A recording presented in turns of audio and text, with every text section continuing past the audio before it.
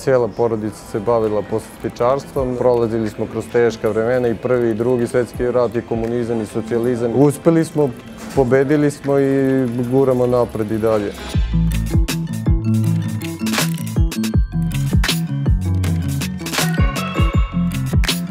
Ja sam još kao mali, kad znam za sebe, otac nas je dovodio po par sati. Bilo je dobro, mislim, imali smo te neke radne navike i ja i još dva brata. Ja sam išao skroz u drugom pravcu, ja se bavio sportom ceo život i upisao sam sportsku akademiju, završio to misleći da ću da se bavim sportom, ali uvek me je vuklo ovo, tradicija i ostao sam tu. Isto brat je studirao geologiju, a drugi brat novinarstvo. Evo sad će biti 5. godina kako obeležavamo taj rođendan Pelivanu i delimo besplatan sladoled u nekom vremenu koje odredimo u toku dana.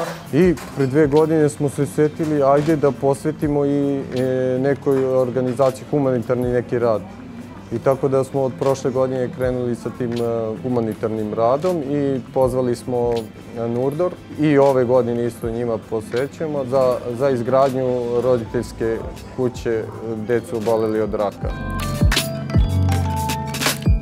Da imamo tradiciju, imamo sve, imamo priču, nas je narod, građani Beograda i sve to, oni su nas zadržali ovde. Ajde mi u tu neku zahvalnost da vidimo da stvorimo neka sredstva za pomoć drugim ljudima.